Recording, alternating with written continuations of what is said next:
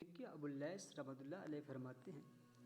کہ قیامت کے دن جب لوگ اپنی قبروں سے اٹھائے جائیں گے اس وقت 70 برس تک تو ایسی حالت میں کھڑے رہیں گے کہ ان کی طرف التفات بھی نہ ہوگا، اور اس پریشانی میں اتنا روئیں گے کہ آنسو ختم ہو جائیں گے اور آنسو کی جگہ خون نکلنے لگے گا۔ اس کے بعد میدان حشر کی طرف بلائے جائیں گے اور فرشتے آسمانوں سے اترنے شروع ہوں گے۔ ہر آسمان کے فرشتے ایک ایک حلقہ بنا کر ایک آسمان والے دوسرے آسمان والوں کے پیچھے کھڑے ہوں گے۔ قرآن کریم کی کچھ آیات کا ترجمہ یہ ہے کہ جس دن آسمان بدلی پر سے پھٹ جائے گا اور فرشتے کثرت سے اتارے جائیں گے، اس دن حکومت رحمان ہی کی ہوگی، یعنی حساب کتاب جزا سزا میں کسی کا دخل نہ ہوگا، اور وہ دن کافروں پر بڑا سخت ہوگا، جس دن ظالم آدمی اپنے ہاتھ کاٹ کاٹ کر کھاوے گا اور کہے گا کیا اچھا ہوتا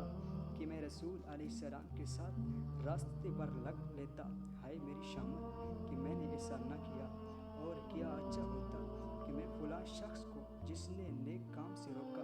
دوست نہ بناتا، اس نے مجھ کو نصیحت آنے کے باوجود اس سے بہکا دیا، اور شیطان تو انسان کو عین وقت پر سب کو کلی طور پر امداد کرنے سے جواب دے ہی دیتا ہے، جس کا مفصل قصہ سورہ ابراہیم میں ہے، اور ایک حدیث میں ہے حضور پاک صلی اللہ علیہ وآلہ وسلم کا ارشاد ہے کہ اس وقت حق تعالی شانہ کی طرف سے ارشاد ہوگا، اے جن و انس، میں نے دنیا میں تمہیں نصیحت کر دی تھی، آج تمہارے یہ اعمال تمہارے سامنے ہیں۔ جو شخص اپنے نامہ اعمال میں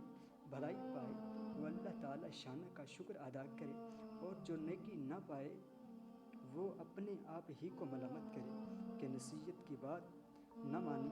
اس کے بعد حق تعالی شانہ حکم فرمائیں گے تو اس کا عذاب سامنے آ جائے گا، جس کو دیکھ کر ہر شخص گھٹنوں کے بل گر جائے گا، جس کو سورہ جاثیہ میں ارشاد فرمایا ہے کہ تو ہر جماعت کو دیکھے گا کہ گھٹنوں کے بل گری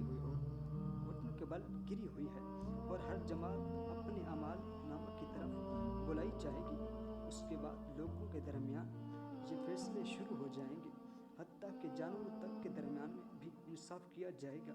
اور بے سینگ والی بکری کے لیے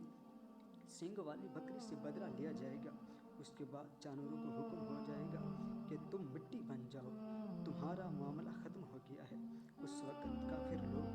یہ تمنا کریں گے، اور کافر کہے گا یا لیتنی کنت ترابا، کاش